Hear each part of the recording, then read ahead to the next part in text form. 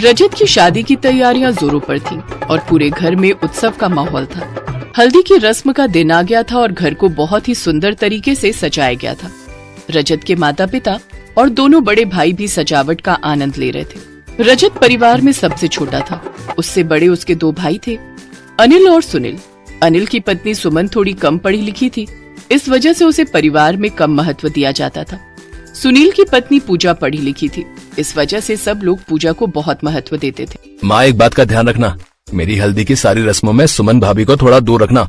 अरे यार, उन्हें कुछ आता तो है नहीं, पता चले बीच में कोई गड़बड़ कर देंगी तो और मूड खराब हो जाएगा। हाँ हाँ, तू चिंता मत कर। सुमन, इधर आ जरा। जी माँ जी। देख, रजत की शादी है, वो चाहता है तू हल्दी की रस्म में ज्यादा बीच में ना आए, इसलिए हल्दी की रस्मों की सारी जिम्मेदारी मैं पूजा को दे रही हूँ। पूजा बहू, तुम यही रजत के पास रहो। तुम्हारे देवर की शादी है और वो चाहता है कि तुम हल्दी की सारी रस्में पूरी करो। मेहमान आने शुरू हो गए, सब कुछ तुम्हें ही देखना है। जी माँ जी, मैं अपने देवर जी के साथ ही रहूंगी। देवर जी, आप चिंता मत करो, आपका हल्दी का फंक्शन बेस्ट होगा। ये देखिए, मैंने कैमरामैन को भी बुला लिया है और अपने बढ़िया वाले फोन से मैं अच्छी अच्छी फोटोज और वीडियो भी बना लूंगी। भाभी, फोटोज और वीडियोस ना प्रियंका को भी भेज देना, वो भी मुझे अपनी हल्दी की फोटोज वीडियोस भेजेगी। आप टेंशन मत लो देवर जी, मैं सब कुछ करूंगी। आपकी होने वाली बीवी यानी कि मेरी देवरानी को भी सब कुछ भेज दूंगी। हल्दी का फंक्शन शुरू होने वाला था। अब सुमन को तो फंक्शन में रहने के लिए मना कर दिया था, इसलिए सुमन दूसरे कामों में लग गई। क्या हुआ सुमन बहू, तुम्हारे देवर की शादी है, देवर की हल्दी की रस्म शुरू होने वाली है और तुम यहाँ रसोई के कामों में लगी हुई हो। अरे जाओ, अपने देवर को हल्दी लगानी शुरू करो। आंटी जी, वो रसोई में भी तो सब कुछ देखना है। मेहमान आ जा रहे हैं और फिर देवर जी के पास मेरी देवरानी पूजा बैठी है, वो वहाँ का संभाल रही है, इसलिए मैं रसोई में देखने लग गई। आप फंक्शन में पहुँचिए, मैं सबके लिए नाश्ता कोल्ड ड्रिंक लगवा रही हूँ। अरे शीला, तू जानती नहीं है सुमन को, अपने ससुराल में कोई महत्व ही कहाँ देता है। सब छोटी बहू को ही महत्व देते हैं क्योंकि वो पढ़ी लिखी ज्यादा है ना। सुमन भाभी, ताई जी ने ये हल्दी भेजी है, आप कटोरे में निकाल लो, वहाँ आंगन में रखनी है। हाँ हाँ ज्योति, लाओ मैं निकाल कर रख देती हूँ। सुमन एक सुंदर से बर्तन में हल्दी सजा देती है। तभी पूजा आ जाती है और सुमन को थाल में हल्दी सजाती देख सास के कान भर देती है। माँ जी, आपने और देवर जी ने हल्दी की रस्म की सारी जिम्मेदारी मुझे सौंपी थी। हाँ हाँ बहू, तो इसमें शक की क्या बात है, सारी जिम्मेदारी तुम्हारी है। तो फिर सुमन भाभी रसोई में क्या कर रही है? देवर जी की हल्दी का थाल तो वो सजा रही है। टेंशन मत लो भाभी, माँ उन्हें मना कर देंगी, हल्दी का थाल आप ही लेकर आओगे। हाँ बहू, तुम चिंता मत करो। सुमन की सास उसके पास गई और उस पर गुस्सा करने लगी। सुमन, मैंने तुझे मना किया था ना कि हल्दी के किसी भी काम में हाथ मत लगाना, सब कुछ पूजा देखेगी। रजत नहीं चाहता कि तुम हल्दी के काम में हिस्सा लो।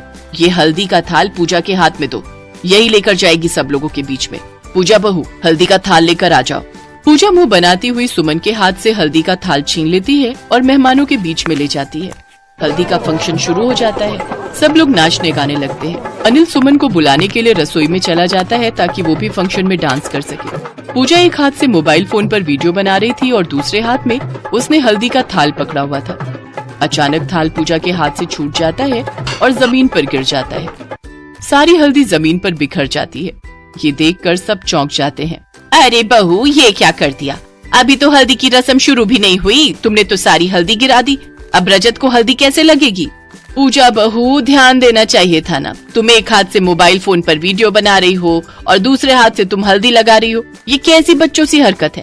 देखा ना, सारा थाल गिरा दिया, सारी हल्दी जमीन पर गिर गई है। अब रजत को हम क्या लगाएंगे? हाँ सॉरी, मैं एक हाथ से वीडियो बना रही थी, पता नहीं मेरे हाथ से हल्दी का थाल कैसे छूट गया। बहू, ध्यान देना चाहिए था ना। अब बताओ, रजत को हल्दी कैसे लग पाएगी? माँ, हल्दी के बिना भी तो रस्म पूरी हो सकती होगी ना।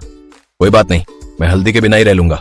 तभी सुमन आ जाती है। उसके हाथ में हल्दी से सजा हुआ एक और थाल था। ऐसे कैसे हो सकता है कि हमारे देवर जी की हल्दी हो और उन्हें हल्दी ना लगे? ये रही हल्दी देवर जी। सुमन बहू, ये हल्दी तुमने कब तैयार की? शादी की हल्दी तो पहले ही बन गई थी ना। माँ जी, जब हल्दी बनाई थी तो उसमें से थोड़ी हल्दी मैंने मंदिर में रख दी थी, फिर ध्यान ही नहीं रहा कि इस हल्दी में वो हल्दी मिलानी है। पर भगवान का लाख लाख शुक्र है कि ये हल्दी काम आ गई। पूजा, ये लो, हल्दी देवर जी को लगाओ। इस हल्दी में भगवान का आशीर्वाद है, अब हल्दी को कुछ नहीं होगा। कुछ देर तक सब सुमन को देखते रहे।